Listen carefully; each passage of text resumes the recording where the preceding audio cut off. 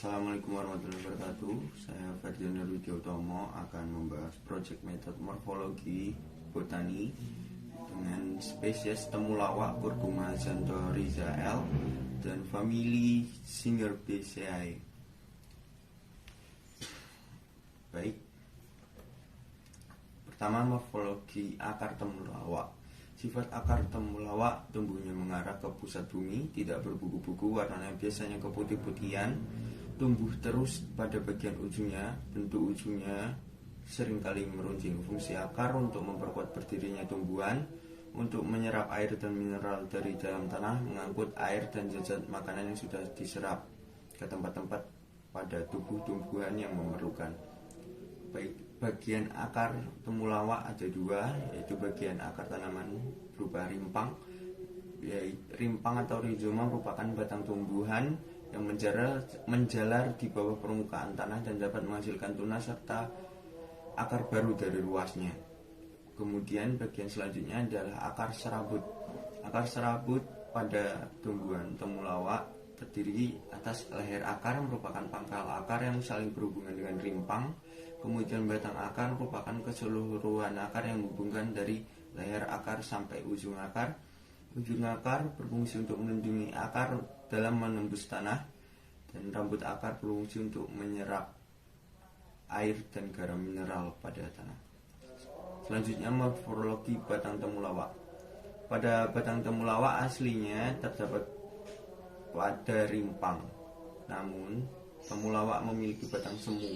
Rimpang atau batang temulawak tidak memiliki percabangan. Pada masa metamorfosa, rimpang atau batang temulawak akan menjadi rizoma. Sifat batang aktinomorf, yaitu setangkup, kemudian beruas-uas, tumbuh ke atas, pertumbuhannya terbatas, tidak bercabang dan tidak hijau.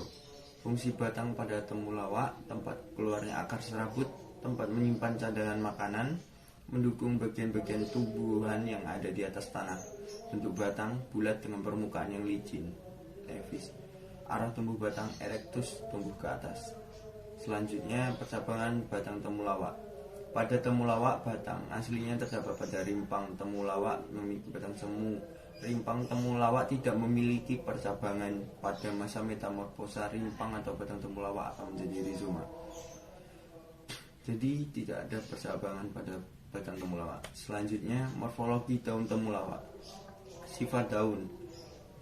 Yang pertama, tempat terjadinya fotosintesis sebagai organ pernapasan, tempat terjadinya transportasi, dan tempat terjadinya gutasi. Kemudian bagian daun, bagian temulawak termasuk daun lengkap memiliki upih atau pelepah daun atau vagina, kemudian memiliki rangkaian daun atau petiolus, dan helaian daun atau lamina. Kemudian bagian daun tersebut ada vagina. Temulawak memiliki pelepah daun atau vagina yang berfungsi sebagai pelindung kuncup kuda. Kemudian petiolus atau tangkai daun temulawak berbentuk pipih dan tepinya sedikit, yang berfungsi untuk menempatkan posisi daun dalam memperoleh cahaya. Kemudian lamina, perpulangan daun temulawak menyirip dengan berbentuk bangun bulat telur. Helaian daun berbentuk fotosintesis, berfungsi untuk fotosintesis dan respirasi. Faktor identifikasi daun: bentuk daunnya bulat telur, ujung daunnya runcing, pangkal daun runcing, tulang daun menyirip, tepi daun rata atau tidak tertoreh, daging daun seperti kertas, warna daun hijau, dan permukaan daun halus. Morfologi bunga pada temulawak. Fungsi bunga pada temulawak sebagai organ polinasi dan organ fertilisasi serta propagasi perturunan. Temulawak termasuk bunga lengkap karena temulawak memiliki benang sari, putik, kelopak bunga, dan hiasan bunga. Dan C. Bunga sempurna. Temulawak termasuk bunga sempurna karena memiliki dua alat generatif, yaitu benang sari dan putik. D. Bunga majemuk. Bunga temulawak termasuk bunga majemuk karena satu ibu tangkai terdapat banyak bunga yang bergerombol. E. Susunan bunga majemuknya memiliki susunan bulir. berumah satu atau dua. Temulawak merupakan berumah satu karena memiliki benang sari dan putik. G. Letak periantum pada reseptakulum. Periantum pada temulawak terletak pada atas reseptakulum. H. Simetri bunga. Bunga memiliki simetri setangkup banyak. I. Bentuk reseptakulum seperti cawan dan yang datar dan lebar. J. Bentuk dan fungsi kelopak. Bentuk mahkota seperti bintang berfungsi melindungi mahkota bunga sewaktu kuncup dan sebagai penumpang mahkota. K. Bentuk dan fungsi mahkota. Bentuknya seperti tabung dan berfungsi untuk membantu penyerbukan. L. Gambar benang sari. Pada PPT tersebut digambarkan ini kepala sari dan benang sari. Selanjutnya adalah morfologi buah temulawak. Berdasarkan hasil penelusuran yang telah saya lakukan dari beberapa jurnal dan artikel, terdapat beberapa sumber yang membahas tentang morfologi temulawak, salah satunya jenis tumbuhan.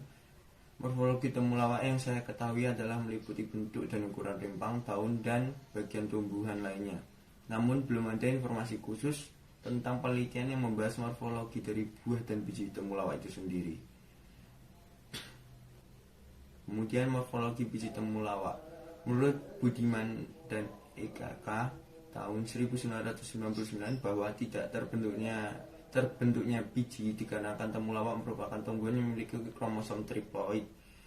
Oleh karena itu, dalam budidaya tanaman ini selalu menggunakan bibit rimpang karena tempat tumbuhnya temulawak ini selain di dataran rendah juga dapat tumbuh baik sampai pada ketinggian 1.500 meter di atas permukaan laut. Tanaman ini berbunga hampir panjang tahun dan tumbuh berumpun. Penyerbukan temulawak biasanya dibantu oleh lebah Orthopora sp, akan tetapi tidak menghasilkan biji. Organ metafora dan aksesoria pada temulawak.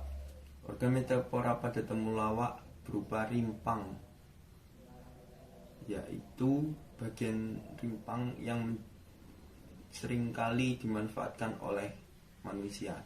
Fungsi organ metafora pada temulawak. Fungsi dari organ metafora pada temulawak adalah untuk menyimpan cadangan makanan, air, dan nutrisi.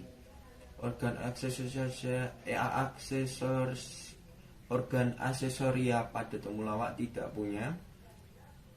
Selanjutnya, pemanfaatan dan kegunaan dari temulawak. Temulawak biasa adalah tanaman herbal asli Indonesia yang kerap dimanfaatkan untuk mengobati berbagai masalah kesehatan, mulai dari kurang nafsu makan, gangguan lambung, sembelit, diare, demam, radang sendi, hingga gangguan fungsi hati.